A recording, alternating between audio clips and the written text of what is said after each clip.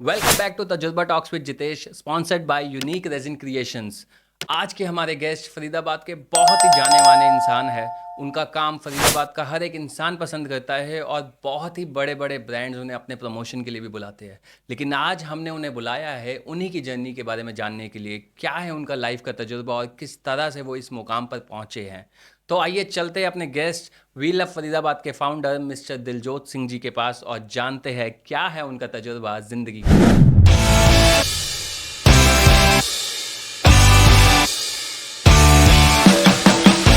Welcome Diljot भाई, तजुर्बा talks with Jitesh में बहुत बहुत स्वागत है आपका।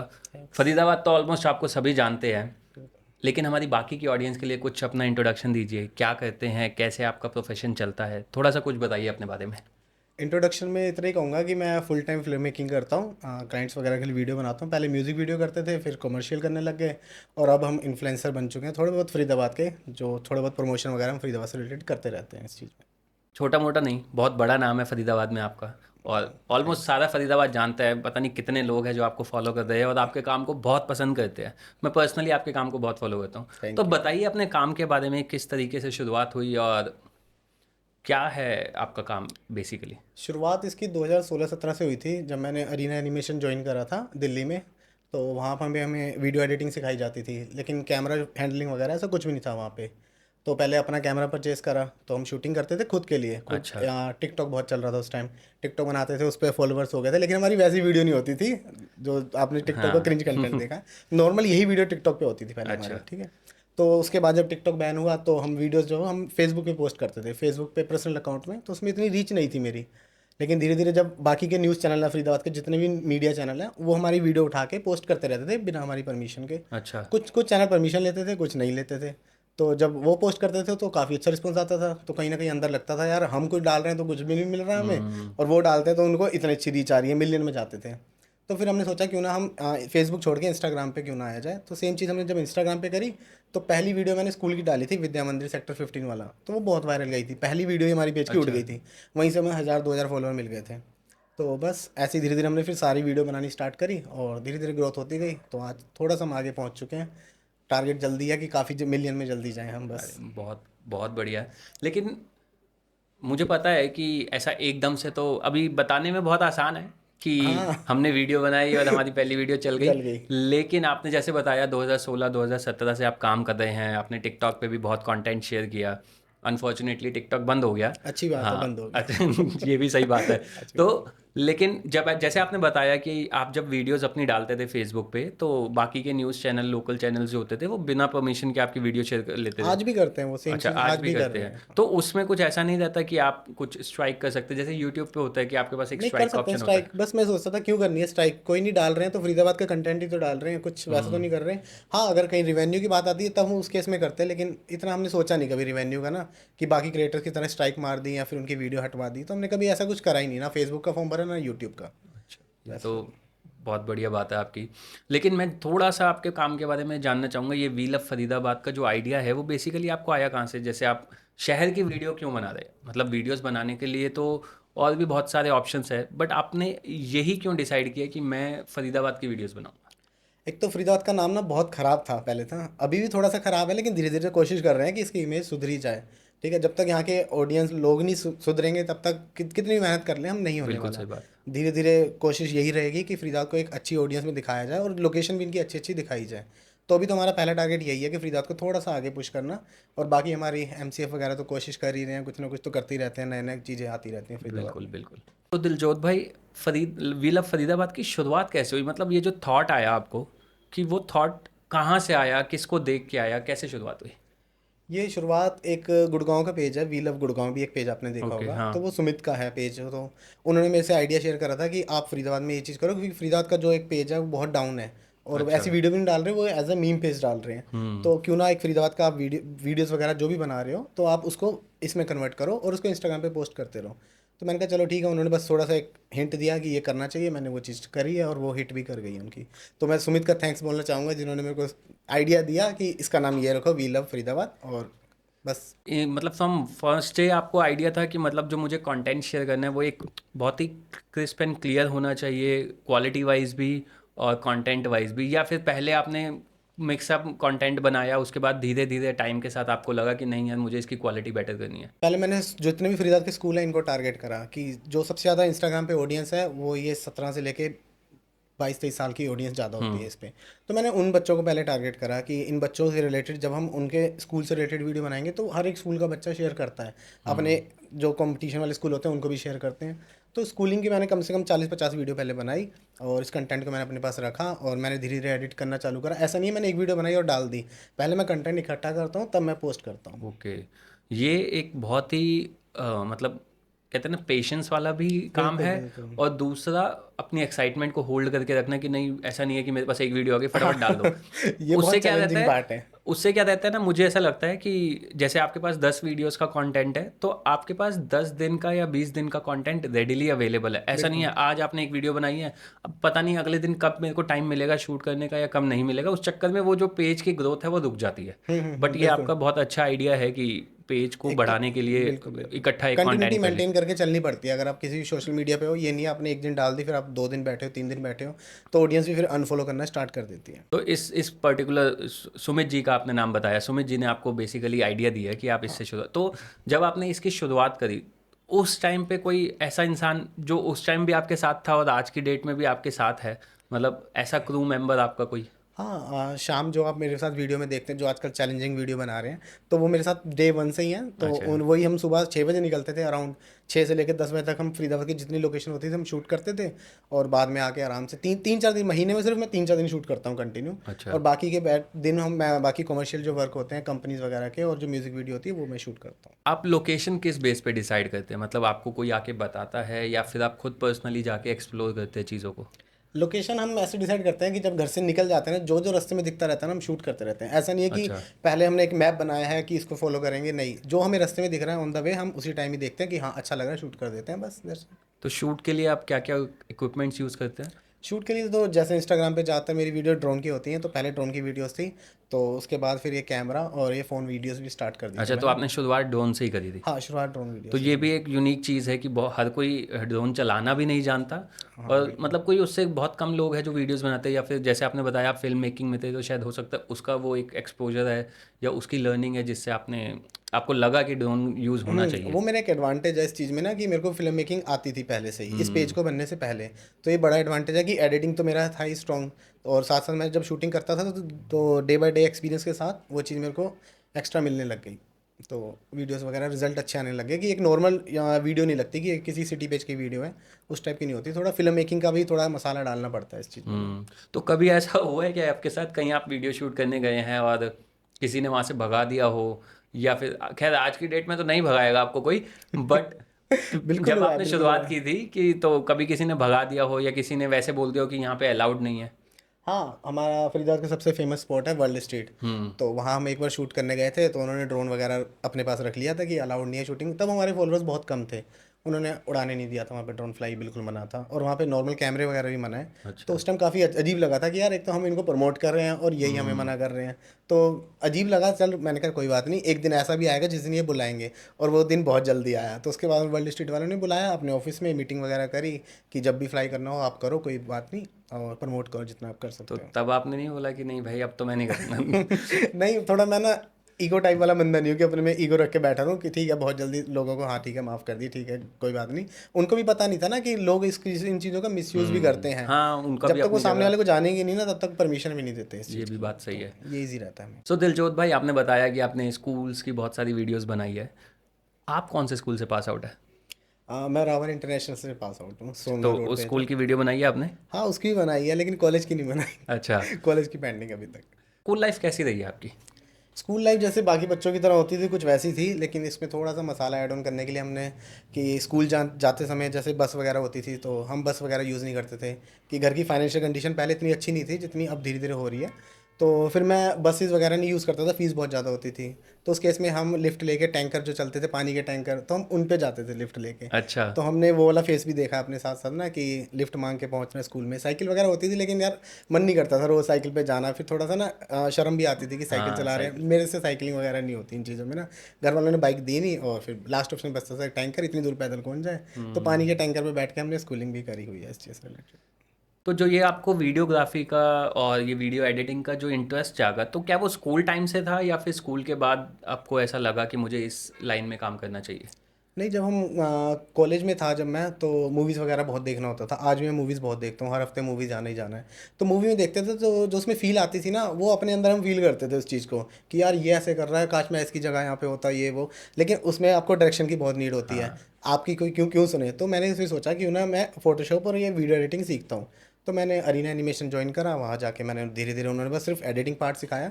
फिर मेरे पास एक फेस आया कि मैं आईफोन लूँ या कैमरा लूँ या गिटार लूँ, इन चीज़ों में जैसे स्वैग आईफोन का होता था। तो 2019 के आसपास की बात है, तब आईफोन होना भी बहुत बड़ी बात होती थी। हुँ। तो ऑप्शन था कि 1.5 लाख रुपए दे के आईफोन लूँ या कैमरा। फिर मैं सोचा नहीं यार, कैमरा लेते हैं, कुछ अलग करते हैं। कैमरा उस टाइम बहुत कम लोगों के पास होता था। फिर मैंने कैमरा लिया, वो मेरा पहला कैमरा था जो मेरे भाई ने दिलाया। तो आपने जैसे बताया कि स्कूल में ही मतलब कॉलेज में आपका इंटरेस्ट जागा इस चीज़ को लेके, देन आपने उस पे काम करना शुरू किया। तो जो सीखने की जर्नी से शुरू होके आज तक की जो आपकी जर्नी है, उस दौरान क्या-क्या चैलेंजेस आए आपको? क्या फेलियर्स आपने फेस करे हैं लाइफ में? देखो, फेलियर होना बहुत ज़रूरी है लाइफ में। जब तक आप फेल नहीं होगे आप सीखोगे नहीं। तो मेरे लिए फेलियर जो है वो एक नेक्स्ट स्टेप होता है कि अचीवमेंट की तरफ जाने के हुँ, लिए।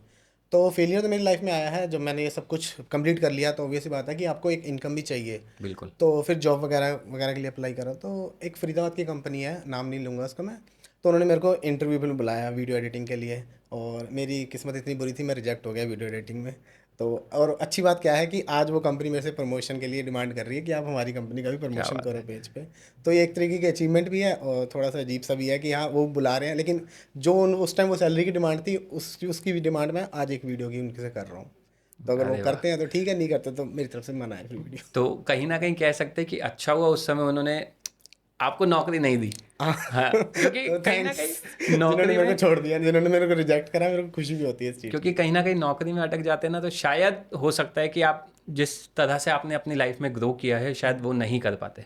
हाँ, उसके बाद जब मेरे इंटरव्यू चल रहे थे तो मैंने हिंदुस्तान टाइम्स में भी इंटरव्यू दिया था, वहाँ मेरा सिलेक्शन हो गया था। मैंने 9 महीने हिंदुस्तान टाइम्स गुड़गांव में जॉब करी है। लेकिन जॉब करते करते ना, मेरे को वो 9 से 5 वाला बंदा नहीं बनना था कि सुबह जाके 5 बजे वापस आ रहे हो और यहाँ से गुड़गांव जाना, फिर बड़ा हेक्टिक सा हुँ, होता था रोज़। और अपनी गाड़ी लेके जाता था मैं उस टाइम। फिर पापा ने धीरे धीरे कि हाँ दिक्कत हो रही है तो गाड़ी ले जा, इनकम अच्छी थी, सैलरी मिल रही थी। तो फिर गुड़गांव जाना स्टार्ट करा। लेकिन जब रोज़ आप जा रहे हो ना, तो एक जो आर्टिस्ट होता है उसको सेम चीज़ ना दोबारा करने का मन नहीं करता। हुँ। तो अब जब गुड़गांव जा रहे हो, सेम हाईवे आप फॉलो कर रहे हो, तो बोरिंग लगता था यार, मैं कल भी यहाँ था, आज भी यहाँ हूँ, रोज़ यहाँ हूँ। तो मैं इसको थोड़ा सा चेंज करने के लिए ना, मैं अपना जो रूट होता था ऑफिस का, वो मैं हर बार चेंज करता था ताकि मेरे को बोरिंग ना लगे। लेकिन एक लिमिट जब क्रॉस हो गई कि यार अब ना बहुत ज़्यादा बोर हो गया, क्यों ना हुँ। कुछ और करा जाए, फिर मैंने रिज़ाइन डाला और जॉब छोड़ दी फिर मैंने वहाँ पे। इसके लिए भी करेज चाहिए। मैं जॉब वो छोड़ने के लिए वो बहुत करेज रिलेट चाहिए। कर पा रहा हूँ आपसे कि इन एक आर्टिस्ट आदमी कैसे बोर हो सकता है एक बिल्कुल जर्नी से भी। बिल्कुल। सो आपकी फैमिली का कैसा रिस्पॉन्स आता जब आपने उनको बताया कि मुझे वीडियो एडिटिंग सीखनी, क्योंकि अक्सर हमने देखा है फैमिलीज़ में रहता है ना कि आप पढ़ो लिखो, एक कोई एक प्रोफेशन में जाओ, डॉक्टर बनो या इंजीनियर इंजीनियर बनो, बनो। कुछ ऐसा बनो। तो बिल्कुल। आपकी आपके पेरेंट्स क्या चाहते थे कि आप पढ़ लिख के क्या करो? देखो, मेरे पेरेंट्स ने तो इंजीनियर बनाया मेरे को। मैं सिविल इंजीनियर हूँ, बहुत कम लोगों को पता है। तो मैंने ग्रेजुएशन कंप्लीट कर रखी है, रावल इंस्टीट्यूट से करी है मैंने ग्रेजुएशन। तो उसके बाद जब एक टर्निंग पॉइंट था कि पहले मैंने ना 1-2 महीने इंटर्नशिप होती है, जैसे बीटेक के लास्ट ईयर में इंटर्नशिप करनी होती है। तो मैंने रोडवेज़ की लाइन में इंटर्नशिप करी। अच्छा। तो मैं देखता था ना कि करप्शन वगैरह कैसे हैं चीज़ें, मतलब वो चीज़ ना मेरे को हजम नहीं होती थी कि यार ये गलत हो रहा है, लेकिन हुँ। उसको हम रोक भी नहीं सकते, इतनी पावर नहीं है। तो मेरा मन नहीं करा कि इस लाइन में घुसूँ। फिर जब मैंने एक टर्निंग अपना लिया, डिसीज़न करा कि यार इस चीज़ को छोड़ के कुछ और करते हैं, तो फिर मैंने बस फ़िल्म मेकिंग उसके बाद ग्रेजुएशन के बाद ही मैंने जॉइन करी थी, इसके बाद अच्छा। जस्ट। तो कैसा रहा आपके घर वालों का रिस्पॉन्स उसके बाद जब उनको पता लगा कि गालियाँ लड़का देंगे तो घर वाले क्या, तुमने 4 लाख रुपए बीटेक में फुकवा दिए, उसके बाद तुम कह रहे हो कि आपको लाइन चेंज करनी है। तो एक इंजीनियर के लिए, एक इंजीनियर ऐसा होता है जो कभी भी लाइन चेंज कर देता है कहीं से हुँ। भी। तो एक अच्छा एडवांटेज भी है, और घर वालों की गालियाँ तो पड़ती पड़ती हैं इस चीज़ में। तो पड़ी थी गालियाँ घर वालों की कि ये किस काम में घुस गया, ये कोई पैसा कैसे आएगा इससे, ये वो, बस इस चीज़ों में। अभी तो खुश हैं घर वाले? हाँ, अभी तो खुश हैं, वो अपना पंजाब में रह रहे हैं, मैं यहाँ रह रहा हूँ, बस अच्छा। तो खुश हैं, उन्हें इतनी दिक्कत नहीं है इन चीज़ों से। तो अक्सर हमने देखा है कि जैसे कितने सारे एक्टर्स हैं, कितने सारे डायरेक्टर्स हैं जो इंजीनियरिंग करने के बाद ही कुछ अपनी करते हैं बिल्कुल। हाँ, इस लाइन में आए हैं। तो ये लगता है मुझे भी इंजीनियरिंग कर लेनी चाहिए। शायद ही हम भी इस लाइन में कहीं न कहीं ग्रो कर जाएँ। तो भाई जब गुड़गाँव वाली नौकरी छोड़ने का आपने प्लान किया, जब घर में बताया तो घर वालों का क्या रिएक्शन था? सपोर्टिव थे या फिर उनको ऐसा था कि नहीं लड़का कुछ गलत कर रहा है? हाँ, जब घर में आते हुए पैसे उन्हें दिख रहे हैं कि रुकेंगे कुछ टाइम तक, एकदम से जॉब छोड़ोगे, एकदम से तो आपको इनकम स्टार्ट नहीं हो जाएगी। तो मिडिल क्लास फैमिली में यही चीज़ें रहती हैं कि जॉब छोड़ रहे हो तो घर वाले कभी सपोर्ट नहीं करते, जब तक आपके पास एक दूसरा ऑफर लेटर हाथ में ना हो। तो मेरी कुछ खुद की सेविंग थी, मैंने कहा यार अब छोड़नी है तो 3-4 महीने तो निकाल लूँगा, जैसे जैसे घर वाले कुछ ना भी दें तब भी मैं निकाल सकता हूँ इस चीज़ों से। तो बस ऐसे ही मैंने जॉब क्विट करी और इस चीज़ में मैं आ गया फिल्म मेकिंग में। तो मतलब कहीं ना कहीं देखा जाए आपकी पूरी जर्नी में कुछ हद तक आपके घर वालों का सपोर्ट था, और जो हाँ, कि होना सपोर्ट बहुत तो ज़रूरी भी है। फैमिली सपोर्ट ना होना बहुत ज़रूरी है एक इंसान की लाइफ में। अगर फैमिली ही डिमोटिवेट करे ना तो बच्चा कभी आगे बढ़ ही नहीं पाएगा। फिर बच्चे को टेंशन रहती है यार, फैमिली मना कर रही है, एक प्रेशराइज होता है फैमिली से भी ना। घर वाले 1-2 बार टोकते थे बस, फिर उसके बाद यार जो करना है तेरे को कर ले, तेरी ज़िंदगी है जो कर ले, बस ये ऐसे ही रहता था। तो भाई जैसे आपने बताया, आप हम देखते भी है कि आपकी वीडियोस मोस्टली ड्रोन से शूट होती है, तो कभी ऐसा हुआ है कि मतलब इनिशियली टाइम में या फिर कभी किसी ने परेशान करने के लिए ही सही आपके ड्रोन को कुछ नुकसान पहुंचाया हो या वो क्रैश हो गया हो, तो ऐसा कोई इंसिडेंट अभी कभी हाँ, आपके साथ हुआ बिल्कुल, है? बिल्कुल। अब उड़ने वाली चीज़ है वो गिरेगी ही नीचे कभी ना कभी तो। तो ऐसे ही मेरा ओल्ड फरीदाबाद के पास में मैं ड्रोन फ्लाई कर रहा था, तो कुछ वहाँ पे जैमर होंगे मे बी, तो उसके कारण ड्रोन ऊपर ही हवा में बंद हो गया और सीधा आके नीचे गिरा। तो ड्रोन का एक फीचर होता है जिसमें हम उसकी लास्ट लोकेशन मिल जाती है। तो मैं अच्छा। रोड के इस पार था, मेरे को उस पार जाना था और नीचे से यू टर्न मार के मथुरा हाईवे से वहाँ पहुँचना था। जैसे ही मैं वहाँ पहुँचा उस लोकेशन पे, तो 2 लड़के थे बाइक पे आए, मेरे सामने ही ड्रोन उठा के ले गए। तो ओह। वहाँ पे कैमरा भी था, फुटेज भी आई वहाँ पे उस चीज़ की। तो मैंने कंप्लेन भी करी, पुलिस को बुलाया, 112 पे कॉल करके पुलिस भी आई, तो उन्होंने भी काफ़ी हेल्प करी थी इस चीज़ में। और उसके बाद जब मैं पहुंचा घर, इस चीज़ को देखने के बाद सब कुछ, पूरी रात बेकार गई मेरी। फिर मैं सोचा यार अब मेरा खुद का पेज है, क्यों ना मैं एक रिक्वेस्ट वीडियो डालूं कि अगर किसी ने उठाया मौज मस्ती में तो रिटर्न कर दे। फिर मैंने एक वीडियो डाली, फिर वो भी वीडियो का रिस्पॉन्स आया कि हाँ ड्रोन ऐसे क्रैश कर गया ये वो। लोग कमेंट में गालियाँ दे रहे थे उन लोगों को जिन्होंने उठाया, क्योंकि रिमोट मेरे पास है, वो ड्रोन ले जाके करेंगे क्या, करेंगे भी क्या? उड़ाएंगे किससे। पतंग तो है नहीं है कि अपना सद्दी मंजा यूज़ करा और उड़ा दिया। तो जो भी लेके गए थे बहुत बुरी बात है, ऐसे नहीं ले जाना चाहिए था, लाखों रुपए में आते हैं। तो अभी भी है तो रिटर्न कर देना मेरा ड्रोन क्योंकि रिमोट आज भी मेरे पास उसका पड़ा हुआ है। अच्छा, तो वो वापस नहीं आया वो मतलब? नहीं, वो वापस नहीं आया कभी अरे भी ड्रोन। भाई, मतलब लोगों को ऐसा रहता है ना कि उनके लिए तो खेल की चीज़ बन गई, लेकिन जिसका गया उसके लिए तो लाखों का नुकसान हो गया उसका। अब बिल्कुल, काम का भी तो नहीं है ना आपके। बिल्कुल, या बिल्कुल। तो फ़ोन हो कि आपने फ़ोन को यूज़ कर लिया या हाँ, बेच दिया, कुछ भी कर दिया। ड्रोन का जब रिमोट ही नहीं है तो वो तो फिर वैसे भी काम नहीं आ सकता। पता नहीं कौन सी बुद्धि होगी उनके अंदर जब खाली ड्रोन को ले गए, या तो रिमोट भी ले जाओ तुम ही उड़ा लो उस चीज़ को। सही वो भी बात नहीं है। लेके गए तो वो मिला ही सो नहीं ड्रोन। कभी कभी इस पूरी जर्नी में कुछ ऐसा फनी इंसिडेंट आपको कभी हुआ हो आपके साथ, आपके क्रू मेंबर के साथ, जो आप शेयर करना चाहें? फ़नी इंसिडेंट हुआ था मेरे साथ एक बार, जैसे पेज के फॉलोअर्स बढ़ने स्टार्ट हुए थे, तो 8-10 हज़ार फॉलोवर थे। लेकिन जब मेरे पेज के फॉलोअर्स कम थे ना, तब मेरे स्टोरी व्यूज़ भी बहुत ज़्यादा आते थे। 5,000 फॉलोअर्स पे 10-12 हज़ार स्टोरी व्यू आते थे, जो कि बहुत अजीब सी चीज़ है कि इतने लोग पेज विजिट करते थे लेकिन फॉलो नहीं करते थे, क्योंकि कंटेंट कम होता था उस टाइम। हम्म। तो दिन की मैंने सोचा था कि 2 वीडियो पोस्ट करा ही करेंगे इंस्टाग्राम पे, कि इंस्टाग्राम पुश करेगा, एक सुबह एक शाम। तो एक दिन ऐसा हुआ कि मैं सुबह सोया हुआ था, इंस्टाग्राम पे एक तो ऑडियो कॉल पेज पे बहुत आती है, तो मैंने डिसेबल ही कर दी वो ऑडियो कॉल। अच्छा। तो एक तो बच्चे रिक्वेस्ट पुट करते हैं, एक बच्चा पता नहीं लोकेशन देख के कैसे मेरे घर तक पहुंच गया। अरे। घर के बाहर आके इंस्टाग्राम पे कंटिन्यू कॉल पे कॉल कर रहा हूँ, मैं सोया पड़ा था। उसने बोला भैया गेट खोलो, मैं बाहर आया पड़ा हूँ, मिलना है आपसे। तो मैंने बहाना मारा कि मैं घर नहीं हूँ। अब सोया बंदा कैसे मिला, और मुझे ये कन्फर्म था कि वो बंदा व्लॉग ही बना रहा होगा कि मैंने घर ढूंढ लिया ये वो। अगर हाँ। मैं बाहर जाता तो वो भी चीज़ मेरे लिए सही नहीं थी। तो मैंने बस उसे बोला कि मैं घर पे नहीं हूँ, मैं बुआ के घर आ रखा हूँ, ऐसे बहाना मार के से बस वहाँ से हटाया। तो ऐसा हुआ था मेरे साथ। अच्छा, ऐसे भी इंसिडेंट होते हैं, अब जैसे आप काफ़ी फेमस हो चुके हो फरीदाबाद में, तो ऐसा कभी हुआ है, कभी आप कहीं वैसे ही घूमने गए हो फैमिली के साथ, फ्रेंड्स के साथ, कोई शूट नहीं है कुछ नहीं है, आप नॉर्मल कहीं घूमने गए हो, तो वहाँ पे लोग मिले हो, मतलब होता है ना कि एक फेमस बंदा है तो उसके पीछे हाँ, आना। लोग आके मिलते हैं, ये तो अच्छा। नॉर्मली कहीं भी जाओ। आज भी मूवीज़ गए थे, कल की देख के आए हैं, तो वहाँ भी लोग मिले ही थे। तो ये नॉर्मल सी चीज़ हो गई है कि हाँ वो पहचान लेते हैं कि यार ये तो पेज की वीडियोस बनाते हैं, ये वही है। फिर आके मिलते हैं, फ़ोटोज़ वगैरह करते हैं, अच्छा लगता है। लेकिन पहले पहले शर्म आती थी कि यार ये आया, अब इसको फेस कैसे करूँ, क्या बोलूँ। एक तो कोई बंदा फॉलोअर आके मिलता है, अब समझ नहीं आता उससे बात करे तो करे क्या। सही बात अब है। आके उसने हाथ मिला लिया, भैया कैसे हो, हाँ हो गया, डन, खत्म। अब नेक्स्ट क्वेश्चन क्या है वो पूछेगा तो करे ना, फिर हमें बाय ही बोलना पड़ता है, चलो हम जा रहे हैं, लेट हो रहे हैं, हाँ। बस ऐसे करके उन्हें बाय करना पड़ता है। तो अगर कोई मिलने आया तो अच्छे अच्छे क्वेश्चन पूछ लिया करो यार। तो भाई आपने बताया कि आप कहीं जाते हैं, जैसे आपने बताया लोग मिलते हैं, तो पहले जब आप फेमस नहीं थे, ठीक है, पब्लिकली आपने इतना ग्रो नहीं किया था, और अब की लाइफ में जब आप फेमस हो चुके हैं, तो उसमें डिफरेंस क्या है? क्या लोगों के नज़रिए में कुछ बदलाव आया है? जो लोग, हो सकता है ऐसे लोग भी रहे होंगे जो पहले अच्छे से ट्रीट नहीं करते थे, या पहले इतनी इतनी तवज्जो नहीं देते थे, इतनी अहमियत नहीं देते थे, आज की डेट में क्या उनके बिहेवियर में बदलाव आया है? तो एक तो सबसे ज़्यादा बेकार चीज़ है कि आपकी प्राइवेसी ख़त्म हो जाती है। अगर आप कहीं जा रहे हो, आप किसी के साथ हो, तो आपकी प्राइवेसी बिल्कुल ज़ीरो है। कोई आ जाता है फिर मिलने, एक तो फिर छुपना भी पड़ता है कि यार कोई देखे ना, खामखा आए, 4 बातें होती हैं। तो कभी-कभी ऐसा होता है कि हम अपनी बंदी के साथ हैं, तब हम बाहर हैं, कोई आके एकदम से डिस्टर्ब कर देता है। तो वो भी ना एक जो टाइम होता है, हमें हमें एक थोड़ा-सा अलग से भी टाइम चाहिए होता है कि यार बस ठीक है, पेज खत्म, वीडियो बंद है, अभी मत आओ। एक प्राइवेसी चाहिए होती है, वो चीज़ खत्म हो जाती है इन चीज़ों में ना। तो ये काफ़ी बड़ा चैलेंजिंग पार्ट रहता है, और जो लोग पहले साथ थे, वो आज भी साथ हैं। ऐसा नहीं है कि लोग चेंज हो गए, जैसे पहले थे वैसे ही वो आज हैं। अच्छा, ये आपके साथ बहुत अच्छी चीज़ है, नहीं तो अक्सर मैंने लोगों को बदल कहते जाते हैं सुना लोग, है हाँ, कि हाँ। मेरा थोड़ा फ्रेंड सर्कल अच्छा हाँ, है।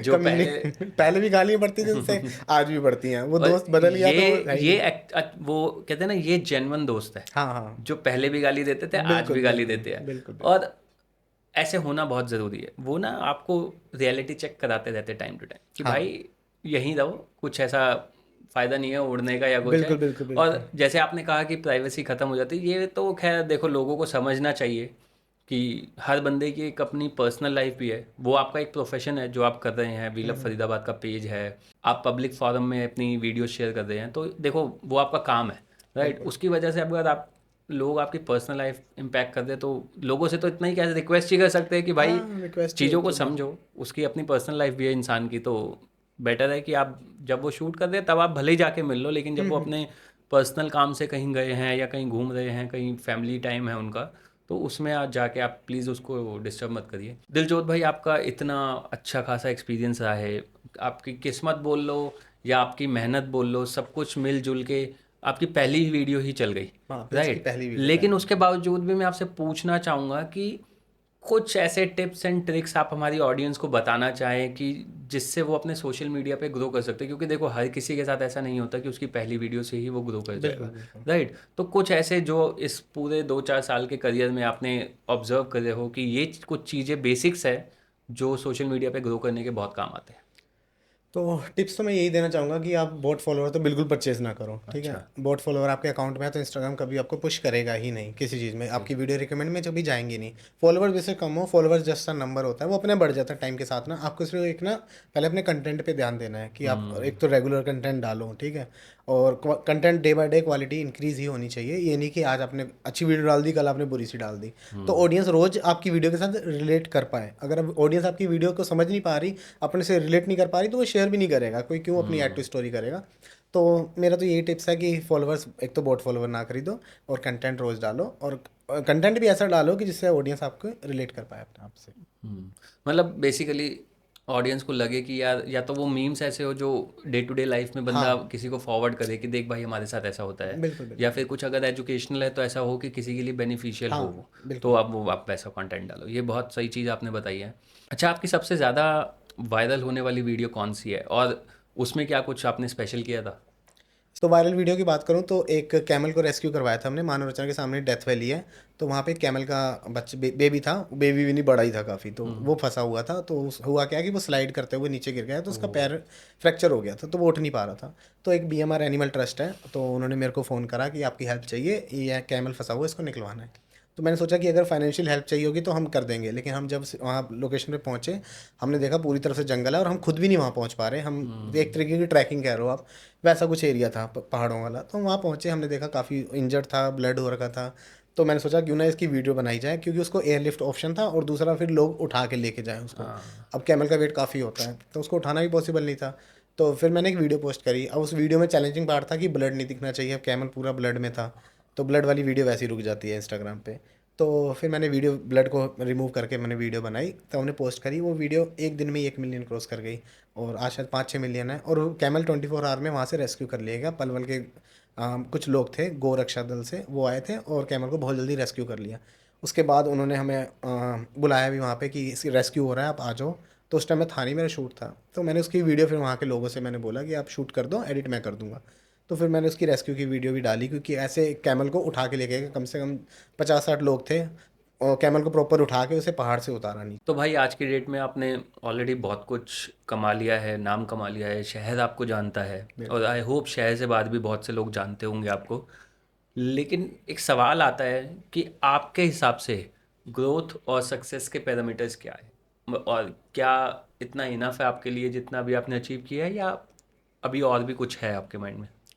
Okay, being a human being की ग्रोथ तो कभी रुकनी नहीं चाहिए। एक इंसान एक कभी सेटिस्फाई नहीं होता अपनी चीज़ से, चाहे हम्म। वो अपनी अचीवमेंट भी ले ले, उसके बाद उसको और चाहिए होता है। उसको लालच हम्म। कह लो या फिर कुछ भी कह लो, ठीक है, उसको चाहिए ही होता है। तो ग्रोथ तो कभी रुकती नहीं है किसी इंसान की।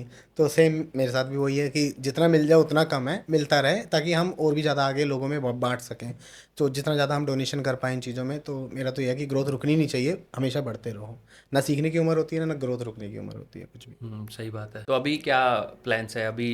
एक तो ये सेगमेंट हो गया कि आप वी लव फरीदाबाद का पेज है, उसके थ्रू आप ब्रांड्स के प्रमोशन करते हैं, रेस्टोरेंट्स के, रिजॉर्ट्स के प्रमोशंस करते हैं, नॉर्मल वीडियोस बनाते हैं। बिल्कुल। उसके अलावा और क्या काम करते हैं आप? इसके अलावा मैं व्हील ऑफ फरीदा से पहले मेरा खुद का इंस्टा पेज था, दिलजोत द फिल्म मेकर, जहाँ पे मैं अपनी ट्रैवलिंग वीडियोस डालता था कि इंडिया में ट्रैवल कर रहे हैं कहीं भी, वो सब मैं पोस्ट करता था। तो उसकी भी ग्रोथ अच्छी हो रही थी।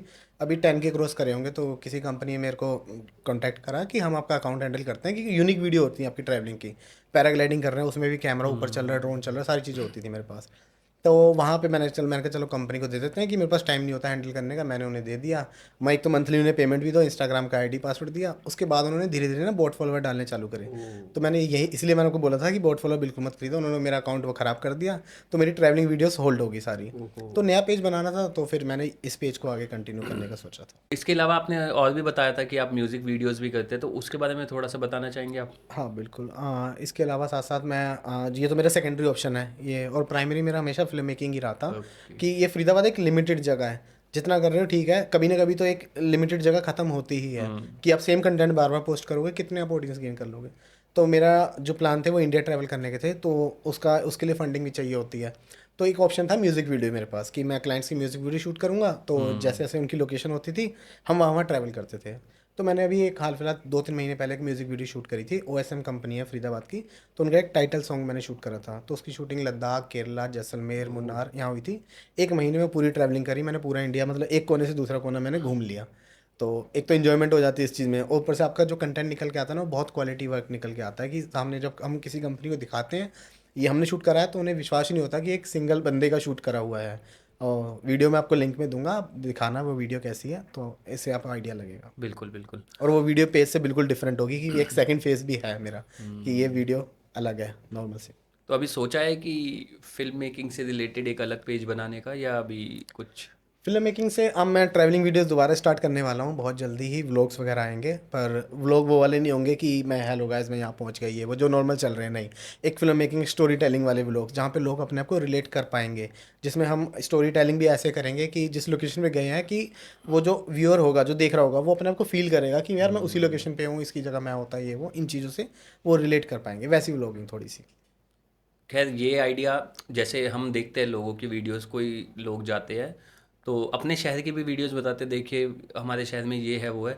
तो आपने जैसे वील ऑफ फरीदाबाद में एक बहुत ही यूनिक आइडिया निकाला, बहुत ही यूनिक तरीके से वीडियो शूट करी, उसकी एडिटिंग बहुत अलग ही लेवल की है वो। तो आई थिंक उसकी वजह से लोग बहुत पसंद करते हैं आपकी videos. And I am sure जो आप अभी बता रहे हैं कि आप फिल्म मेकिंग और ट्रैवल वीडियोस को कैसे मर्ज करके एक ऑडियंस के सामने एक ऐसा बिल्कुल। एक्सपीरियंस लेके आने वाले हैं, मुझे पूरा विश्वास है कि वो बहुत चलने वाली है। क्योंकि लिटरली आपका काम एक्सेप्शनल है। बहुत कम लोग ऐसा काम करते हैं, और this is one of the reasons आपको यहाँ इनवाइट करने का, क्योंकि मैं जानना थैंक्स। चाहता था कि आपको वो आइडिया कहाँ से आया, कैसे आपने उसकी शुरुआत करी। तो आपकी जर्नी काफ़ी इंस्पायरिंग है, और काफ़ी मेहनत करी है। एक होता है ना, ज़रूरी नहीं होता कि धक्के खाना ही मेहनत होती है। बिल्कुल। कई बार तसल्ली से बैठ के सीखना, चीज़ों को तसल्ली से इम्प्लीमेंट करना, वो लेवल का पेशेंस लेके आना अपने अंदर, बिल्कुल। वो बहुत ज़रूरी होता है। तो वो आपके काम में दिखता ही है। कंटेंट तो हमारे आसपास ही होता है, बस देखने का एक तरीका होता है कि बिल्कुल। आप कहीं भी बैठे हो, कंटेंट आपके आसपास ही है। तो फरीदाबाद में रह के कंटेंट फरीदाबाद देख लिया हमने, बस हम्म। यही है मेरा। तो आपको ऐसा लगता है कि आईफोन के आने के बाद लोगों ने मतलब ज़्यादा कंटेंट बनाना शुरू किया है? कंटेंट तो देखो, अब हर गली में इन्फ्लुएंसर बैठा हुआ है, कंटेंट तो बन ही रहा है। हम्म। लेकिन बात होती है कि एक रिस्पेक्ट लेना, कंटेंट आप बना रहे हो, लेकिन जब तक आपको लोग नहीं जान रहे, एक रिस्पेक्ट नहीं मिल रही।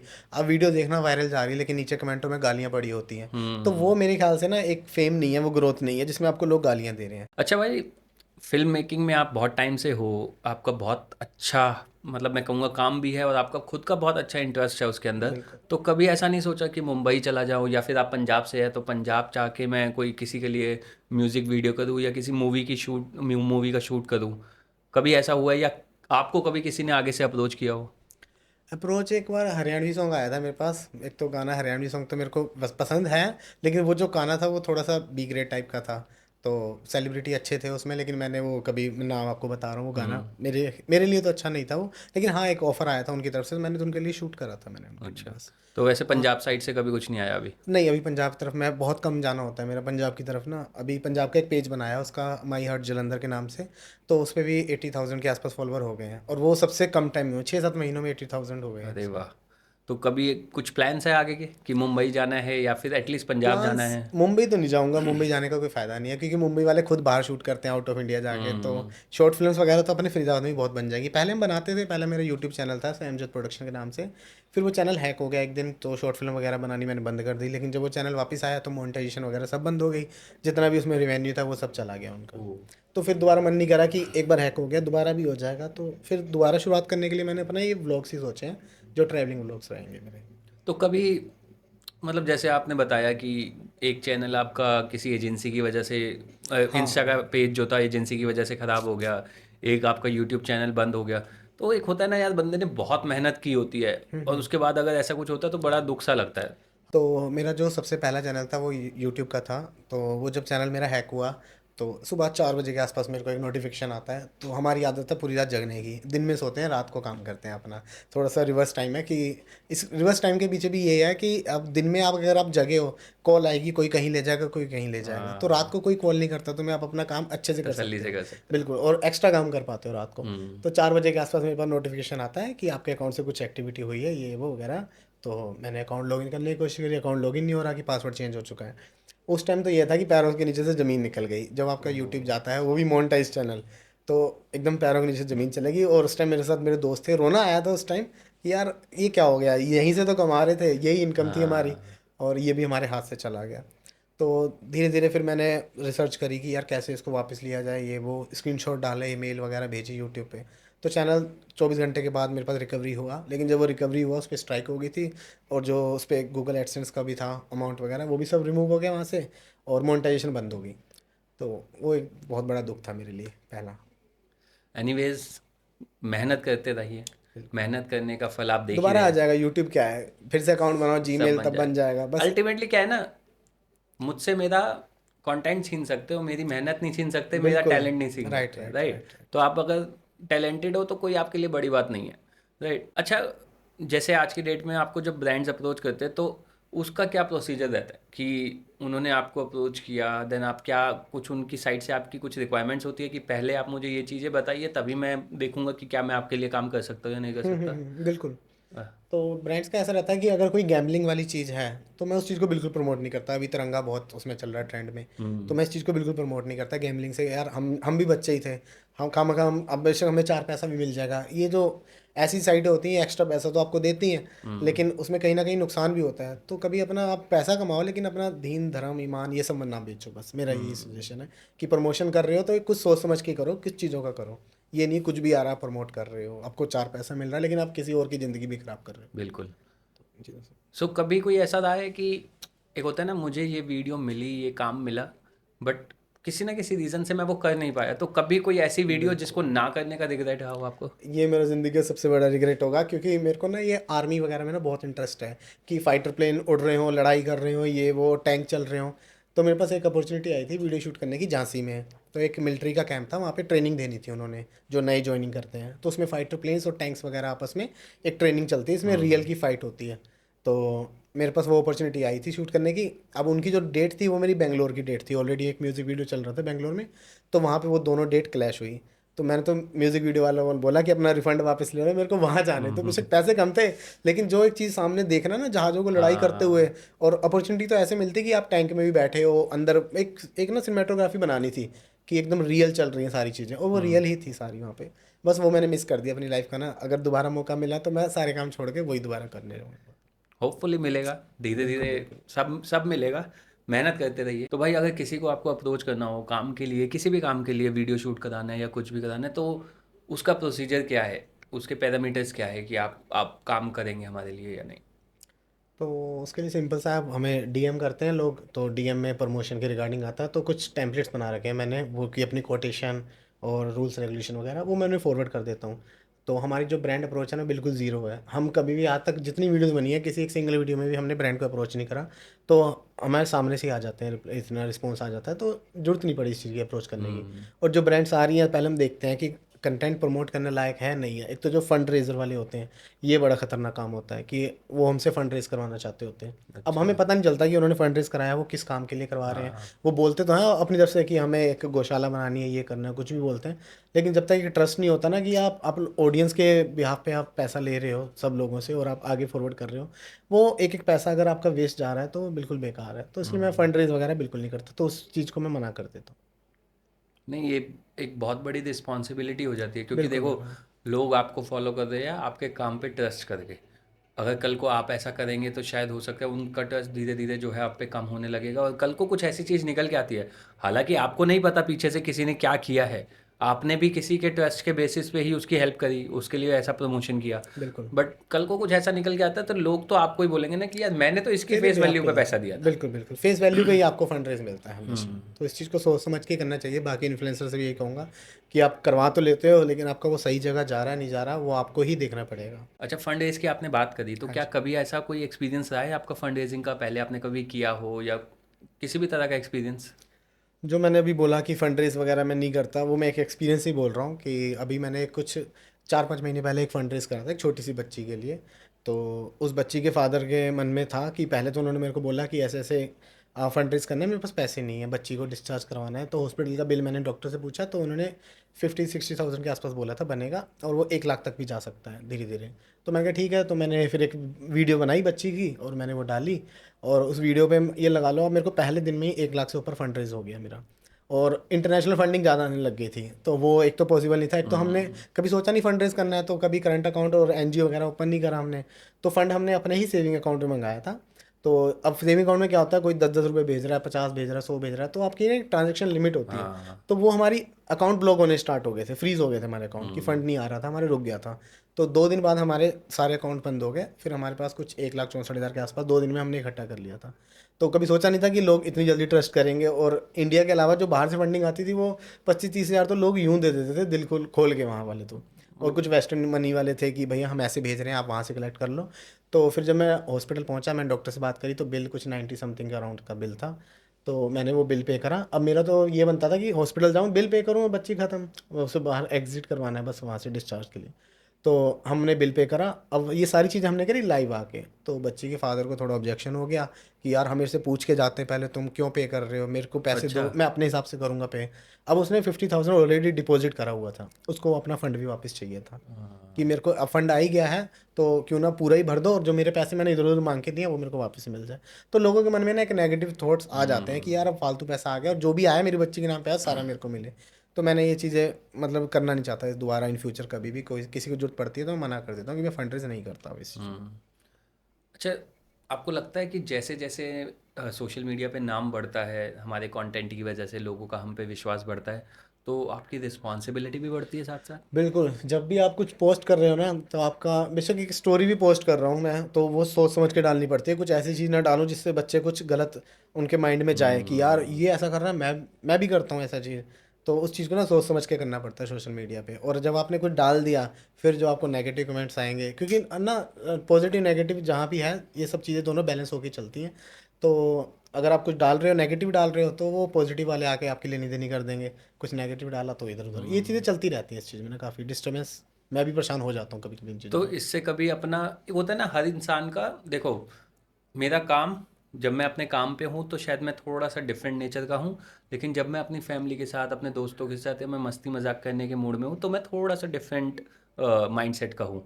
तो ऐसा कभी हुआ है कि जस्ट बिकॉज मैं फेमस हूँ मुझे बहुत सारी चीज़ों को अपने अंदर रखना पड़ता है, वो मस्ती मैं नहीं कर पाता जो एक्चुअल में मैं करना चाहता हूँ, या फिर वो कंटेंट, कई बार होते हैं कुछ मीम्स होते हैं जिससे बड़ा अच्छा लगता है देख के, मतलब ठीक है मीम ही समझ तो रहा है, हूँ।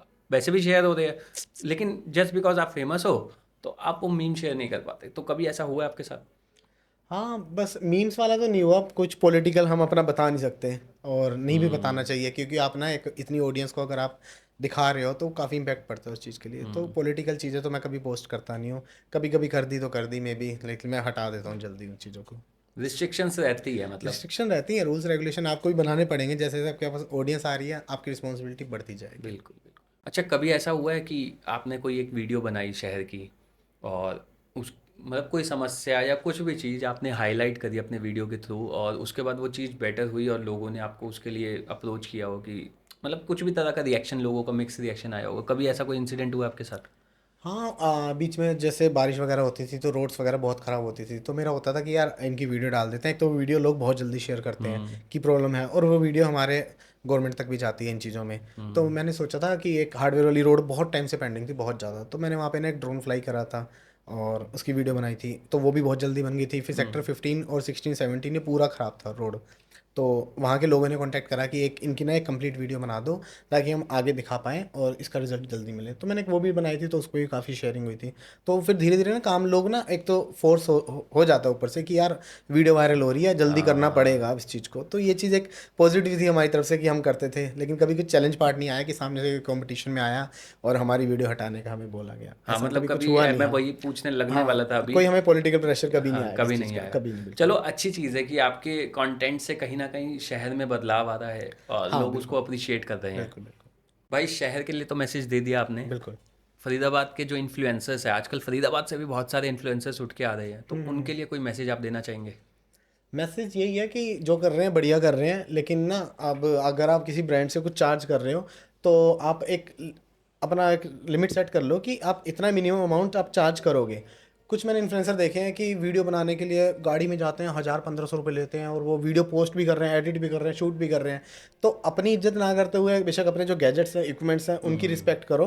तो जो आपकी वैल्यू है आप उस पर ही डिमांड करो, ये नहीं है कि आपको सिर्फ दूसरे का क्लाइंट छीनना है, इसके लिए आप उसको कम प्राइस पे शूट कर दो। तो मेरी वही रिक्वेस्ट है कि अपना एक बजट बनाओ कि आपको मिनिमम चार्ज इतना करना है। अगर जितने आपके फॉलोअर्स हैं उसका 10% तो आप मिनिमम चार्ज करो ही।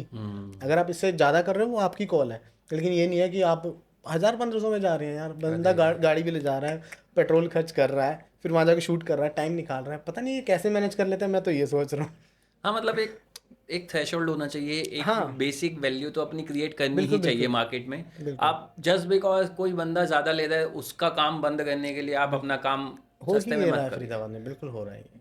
ये गलत बात है, हुँ, बट आई होप आपके इस मैसेज के बाद बदलाव आएगा। हाँ, बस सुनते हैं लोग आपकी, मैंने देखा है। बिल्कुल, बिल्कुल आपकी सुना। वीडियोज़ का इम्पैक्ट देखा है मैंने शहर बिल्कुल, में। बिल्कुल। सो आई विश जल्दी से जल्दी बदलाव आए। बिल्कुल, बिल्कुल, थैंक्स। कोई मैसेज आप हमारी फरीदाबाद की ऑडियंस को देना चाहेंगे? कुछ ऐसा जिससे वो भी अपनी लाइफ में ग्रो करे जैसे आपने अपनी हाँ, लाइफ में बिल्कुल, ग्रो किया बिल्कुल। है? मैसेज तो फरीदाबाद की ऑडियंस को बोलना चाहूँगा कि फरीदाबाद को ग्रो करने दो। अगर कुछ इवेंट वगैरह होता है तो वहाँ पे डिस्टरबेंस मत करो। जैसे कि अभी वर्ल्ड स्ट्रीट में वो एल्फिल टावर लगा हुआ था, लोग चढ़ गए थे उसके ऊपर, ओह! तो वो हटा दिया वहाँ से सेफ्टी पर्पज़ के लिए भी। तो ऐसा अगर कुछ होता है, कोई इवेंट जैसे क्रिसमस सेलिब्रेशन होता है, तो वो पूरा सिनेरियो जो बना होता है क्रिसमस थीम, वो सारी डिस्ट्रॉय कर देते हैं। तो ऐसा ना करो ताकि हमारा फरीदाबाद थोड़ा आगे निकल के आए इन चीज़ों में। तो एक लिमिट में सारी चीज़ें अच्छी लगती हैं, मजाक मस्ती एक लिमिट में ही होना चाहिए। मतलब पब्लिक प्रॉपर्टी को आप नुकसान मत बिल्कुल, पहुंचाइए। बिल्कुल, पब्लिक देखो, प्रॉपर्टी। आपका शहर ग्रो करेगा तो आपके बिल्कुल, लिए भी कहीं ना कहीं डेवलपमेंट आप लोगों के लिए डेवलपमेंट आएगी, होगी। जॉब की अपॉर्चुनिटी आपके हाँ, पास आएगी बिल्कुल। और प्रॉपर्टी के रेट भी आपके बढ़ेंगे फिर। हाँ, जैसे आज की डेट में हम बोलते हैं कि गुड़गांव में ये है, हुँ, गुड़गांव में हुँ। वो है। वहाँ शायद इसलिए है क्योंकि वहाँ के लोगों का सपोर्ट बहुत था। हाँ, बिल्कुल, बिल्कुल। तो और एक चीज़ और मैं बोलना चाहूँगा कि मार्क माई वर्ड्स कि आने वाले टाइम में जो फरीदाबाद है वो गुड़गाँव से पक्का डेवलप होगा ही होगा। अब जो डेवलपमेंट है ना वो सारी फरीदाबाद की तरफ है, क्योंकि फरीदाबाद में जितना एरिया है वहाँ बाकी जगह बचा ही नहीं है। और फरीदाबाद के जितने फ्यूचर प्लान्स हैं वर्ल्ड स्ट्रीट वालों के, ओमेक्स के, और अभी भूमिका और नवराज, ये सब फरीदाबाद में अपने-अपने मॉल्स वगैरह बनाने स्टार्ट कर रहे हैं। तो डेवलपमेंट फरीदाबाद में बहुत ज़्यादा होने वाली है, तो प्रॉपर्टी में इन्वेस्ट कर लो। देख लो भाई, सजेशन मेरा यही है। भाई ने टिप दे दिया है अब। प्रॉपर्टी में इन्वेस्ट कर लो, ये नहर तो पार में तो पूरा आप बिल्कुल कर लो, बहुत ज़्यादा इन्वेस्ट कर लो कि जितने पैसिफिक मॉल वगैरह आने वाले हैं। ये तो पूरा फरीदाबाद घूमते हैं भाई, पूरा फरीदाबाद जानते हैं इनको, देख लो, अब मान लो इनकी बात। So thank you so much भाई, थैंक्स ब्रो, हमें अपना थैंक्स। टाइम देने के लिए, हमारे साथ बिल्कुल, अपनी बिल्कुल। जर्नी शेयर करने के थैंक्स लिए। आपने बुलाया हमें यहाँ पे, थैंक्स। बहुत अच्छा लगा आपसे बात करके, अपने शहर के बारे में जान के आपके थ्रू, बिल्कुल। आपकी जर्नी शहर में कैसे रही, क्या क्या चैलेंजेस आपने फेस करे और कैसे आपने सक्सेस हासिल करी इस शहर में। और मैं आशा करता हूँ आपका पेज जल्दी से जल्दी बिल्कुल, मिलियन बिल्कुल। फॉलोअर्स टच आपका भी करे ग्रो करें उसके। आप। Thank you so much. Support एक मिला मिलियन, फिर आपका। 5 मिलियन, 10 मिलियन, ताकि हम भी कह सके भाई हमारे फरीदाबाद का पेज है बिल्कुल, ये। बिल्कुल, बिल्कुल। Thank you so much. तो भाई, ये छोटा सा टोकन ऑफ अप्रिसिएशन है हमारी तरफ से। हमारे thank you so sponsored much. Partner है यूनिक रेजिन क्रिएशंस। ओके। तो ये उनकी क्रिएशन है, आई होप बहुत प्यारा आपको लिखा पसंद हुआ आया। वी लव फरीदाबाद, ड्रोन भी बना रखा है, रिमोट भी बना रखा है, सब कुछ। इसमें हमने बहुत थीम बेस्ड बनवाया है अपने वही देख रहा हूँ। स्पॉन्सर्ड पार्टनर से। हाँ, thank you so much so please इस एप्रिशिएशन शेयर के लिए, कीजिएगा टोकन के अपनी लिए। ऑडियंस बिल्कुल के साथ, बिल्कुल उनको बिल्कुल। दिखाइएगा, देखिए हमारी जर्नी है ये। बहुत प्यारा बनाया हुआ है, I like it. Thank you so Thank you. Much हमारे थैंक पास यू, आने के लिए, thank you so and I much. Hope आपको मज़ा आया हमसे बात बिल्कुल करके। बिल्कुल, डेफिनेटली बिल्कुल मज़ा आया। और भाई के चैनल को सब्सक्राइब करो ताकि और भी व्लॉग्स मिलते रहे फरीदाबाद और इसके बाहर के भी सारे। थैंक यू सो मच इस वीडियो को एंड तक देखने के लिए। आई होप आपको ये वीडियो पसंद आया होगा। और जैसे कि मैं हर बार आपसे रिक्वेस्ट करता हूँ कि प्लीज़ हमें बताइए कि हम अपने पॉडकास्ट को और किस तरह से बेहतर कर सकते हैं, हमारी क्या गलतियाँ रही हैं इस पर्टिकुलर पॉडकास्ट में। प्लीज़ हमें कमेंट बॉक्स में लिख के बताइए ताकि हम आपके पास अच्छे से अच्छे और इन्फॉर्मेटिव पॉडकास्ट पहुँचा सके। जल्द मिलेंगे अगले पॉडकास्ट के साथ, तो प्लीज़ इस वीडियो को लाइक, कमेंट एंड शेयर करना मत भूलिएगा। और हाँ, अगर चैनल अभी तक सब्सक्राइब नहीं किया है तो प्लीज़ उसे सब्सक्राइब करिए। इससे ना हमें बूस्ट मिलता है और हम और भी ज़्यादा मेहनत करके आपके लिए कंटेंट रेडी करते हैं। Thank you so much for watching this video.